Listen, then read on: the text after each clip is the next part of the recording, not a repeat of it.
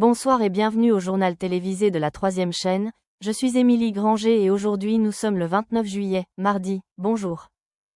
Début juillet 2025, Planned Parenthood, ainsi que ses filiales du Massachusetts et de l'Utah, ont intenté une action en justice contre l'administration Trump au sujet d'une disposition d'une loi fiscale et de politique intérieure récemment promulguée. Promulguée le 4 juillet dans le cadre du One Big Beautiful Bill, cette disposition interdit le remboursement par Medicaid des organismes de santé à but non lucratif pratiquant des avortements et ayant reçu plus de 800 000 $ de financement Medicaid l'année précédente. Bien que l'amendement aide interdise à Medicaid de financer directement les avortements, Planned Parenthood soutient que la nouvelle loi prive de fait d'autres services de santé essentiels, notamment la contraception, le dépistage du cancer, le traitement des IST et les soins de réinsertion sociale, en particulier dans les États où Medicaid est le principal payeur. À plusieurs reprises en juillet, la juge fédérale Indira Talwani, nommée par Obama, a émis des injonctions préliminaires pour bloquer l'application de cette interdiction de financement. Initialement suspendue pendant 14 jours, l'interdiction a ensuite été partiellement prolongée afin de protéger les cliniques ne pratiquant pas d'avortement ou recevant moins de 800 000 $ de remboursement Medicaid en 2023. Quelques jours plus tard, Talwani a émis une injonction nationale plus large, couvrant toutes les filiales de Planned Parenthood pendant la durée du litige. Elle a conclu que la restriction de financement violait probablement les droits associatifs et l'égalité de protection garantie par le premier amendement, soulignant que la loi semble viser spécifiquement Planned Parenthood. Dans ce contexte, la Cour suprême a rendu le 26 juin un arrêt à 6 voix contre 3 dans l'affaire Medina C. Planned Parenthood South Atlantic, statuant que les statuts de Medicaid ne confèrent pas aux bénéficiaires de Medicaid un droit privé de poursuivre les États qui excluent Planned Parenthood des listes de prestataires Medicaid. Cette décision annule les décisions des tribunaux inférieurs et indique que d'autres États pourraient également retirer leur financement à Planned Parenthood sans que les patients n'aient à intenter de poursuite. La majorité a estimé que la loi Medicaid ne contenait pas le libellé, clair et sans ambiguïté, nécessaire pour autoriser de telles demandes. Les juges Sotomayor, Kagan et Jackson ont exprimé leur désaccord, avertissant que la décision nuirait à l'accès aux soins, en particulier dans les communautés à faible revenu.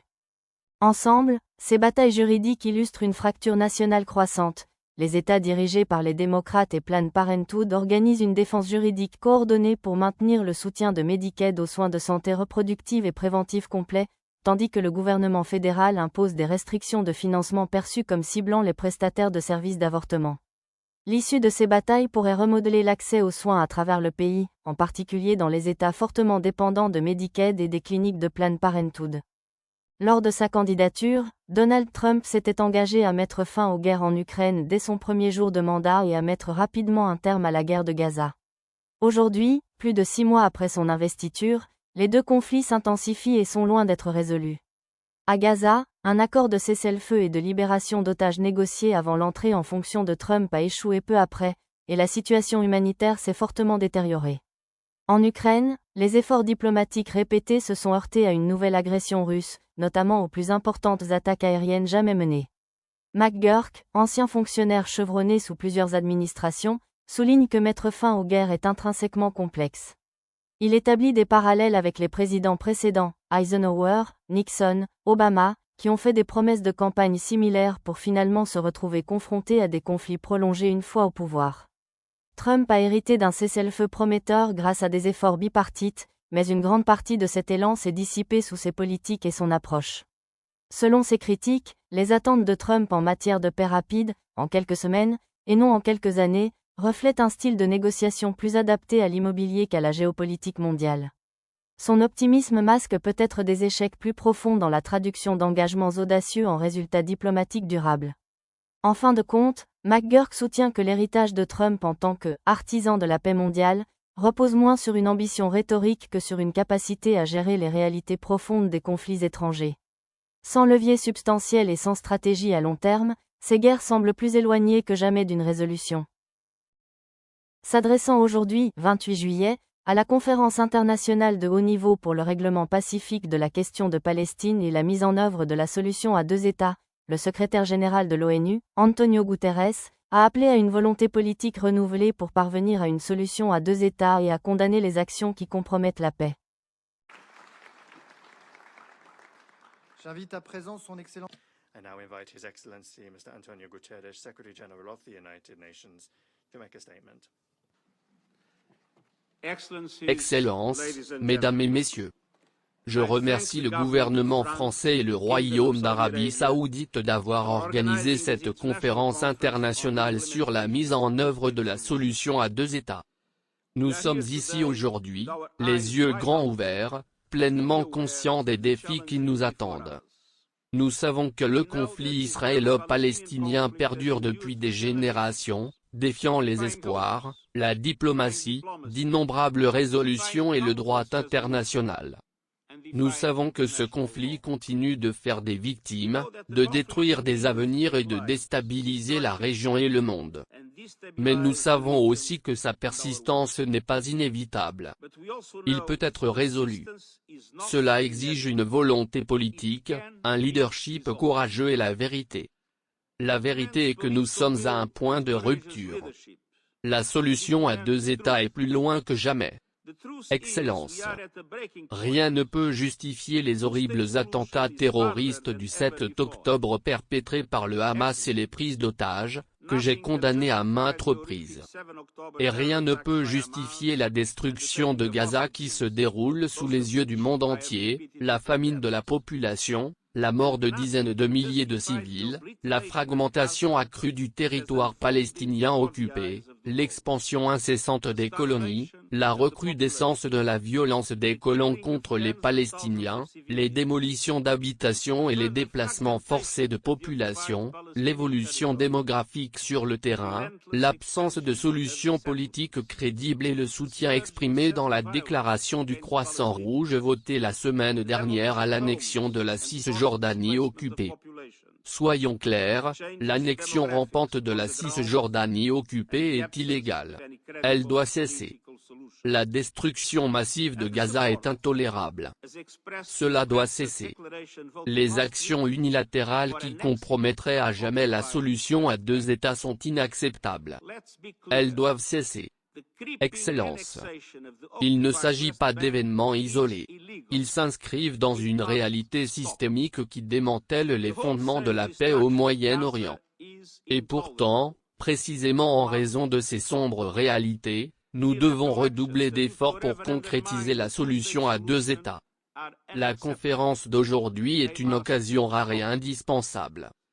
Nous devons veiller à ce qu'elle ne devienne pas un nouvel exercice de rhétorique bien intentionné. Elle peut et doit constituer un tournant décisif, un tournant qui catalyse des progrès irréversibles vers la fin de l'occupation et la réalisation de notre aspiration commune à un mur et à une solution viable à deux États. La solution à deux États demeure le seul cadre ancré dans le droit international, approuvé par l'Assemblée et soutenu par la communauté internationale. Israël et la Palestine, vivant côte à côte en paix et en sécurité, à l'intérieur de frontières sûres et reconnues, sur la base des lignes d'avant 1967, avec Jérusalem comme capitale des deux États, conformément au droit international, aux résolutions de l'ONU et aux autres accords pertinents. Deux États indépendants, contigus, démocratiques et souverains, reconnus par tous et pleinement intégrés à la communauté internationale. C'est la seule voie crédible vers une paix juste et durable entre Israéliens et Palestiniens, et c'est le signe avant-coureur de la paix dans tout le Moyen-Orient. Excellences. Excellences. Israël, la Palestine et d'autres devront prendre des décisions difficiles sur cette voie. Un leadership audacieux et fondé sur des principes sera nécessaire de toutes les parties. Nous sommes là pour encourager et soutenir cet effort. Merci de vous unir pour faire avancer cette cause essentielle pour les peuples d'Israël, de Palestine et de l'humanité tout entière. Merci.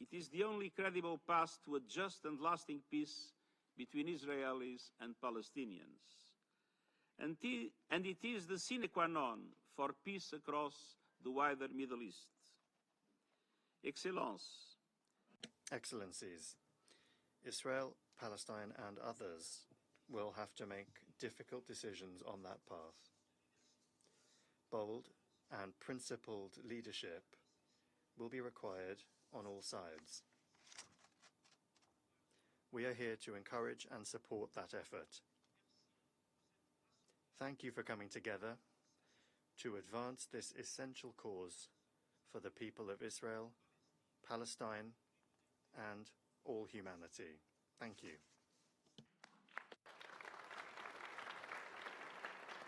Le 29 juillet 2025, le gouvernement intérimaire néerlandais a annoncé l'interdiction d'entrée sur le territoire néerlandais à l'encontre de 2 ministres israéliens d'extrême droite, Itamar Ben-Gvir et Bezalel Smotrich, les qualifiant de personnes non gratées et restreignant leur accès aux Pays-Bas et à l'espace Schengen. Cette décision fait suite à leurs incitations répétées à la violence contre les Palestiniens, à leur plaidoyer en faveur de l'expansion des colonies illégales et à leurs appels explicites au « nettoyage ethnique » à Gaza. Simultanément, les Pays-Bas ont convoqué l'ambassadeur d'Israël pour dénoncer officiellement ce qu'ils ont qualifié de situation insupportable et indéfendable, à Gaza, tout en exhortant au respect du droit international humanitaire. Ces mesures s'inscrivent dans le droit fil des sanctions similaires récemment adoptées par le Royaume-Uni, le Canada, l'Australie, la Nouvelle-Zélande et la Norvège.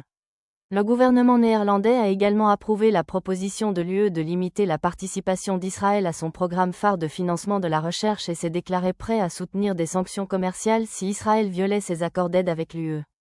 En réponse, le ministre israélien des Affaires étrangères, Gideon Sa'ar, a adressé un blâme officiel à l'ambassadeur des Pays-Bas, accusant les Pays-Bas de se montrer hostiles à Israël pour des raisons politiques.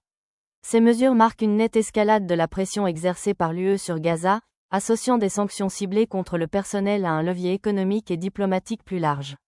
Ces développements interviennent à la veille de délibérations cruciales de l'UE sur la position d'Israël dans les principaux partenariats de recherche et de commerce. Le 29 juillet 2025, le ministère de la Justice des États-Unis, DOJ, a limogé 2 éminents avocats spécialisés en droit de la concurrence, un avocat plaidant chevronné et le procureur général adjoint chargé de la concurrence, impliqués dans des enquêtes très médiatisées contre de grandes entreprises technologiques. Cette décision a suscité des interrogations, notamment compte tenu de leur rôle dans l'avancement de plusieurs affaires antitrust majeures sous l'administration Biden, notamment celles contre des géants technologiques comme Google et Amazon. Leur limogeage brutal est perçu par certains comme une tentative de recalibrer l'approche du DOJ en matière de lutte contre la concurrence, tandis que d'autres y voient une tentative de saper l'engagement du ministère à lutter contre les monopoles d'entreprises. Des sources au sein du DOJ suggèrent que ces licenciements reflètent des désaccords internes sur la stratégie et un changement plus large dans la vision du ministère en matière de politique antitrust. Les avocats licenciés étaient connus pour leur position agressive en matière de lutte contre la concurrence, ce qui les mettait souvent en porte-à-faux avec les milieux juridiques conservateurs et les intérêts commerciaux. Les critiques affirment que leur licenciement pourrait marquer un affaiblissement de l'engagement de l'administration Biden à lutter contre les pratiques monopolistiques qui ont dominé les secteurs technologiques. Ces licenciements interviennent à un moment où le ministère de la Justice est de plus en plus scruté pour sa gestion des affaires antitrust, d'autant plus que les grandes entreprises technologiques continuent de consolider leur pouvoir de marché. Si certains saluent ces changements dans le cadre d'un effort d'amélioration de l'efficacité, d'autres craignent que l'administration ne revienne sur ses promesses antérieures de freiner les excès des entreprises. Cette nouvelle accentue le sentiment de tension grandissant au sein de la division antitrust du ministère de la Justice et soulève des questions quant à l'orientation future de la politique fédérale en matière d'application de la loi antitrust. Et merci beaucoup d'avoir regardé le journal télévisé d'aujourd'hui. Ici Émilie Granger, je vous quitte et le prochain journal télévisé sera demain avec Mathieu Augustin. Alors passez une bonne journée et au revoir.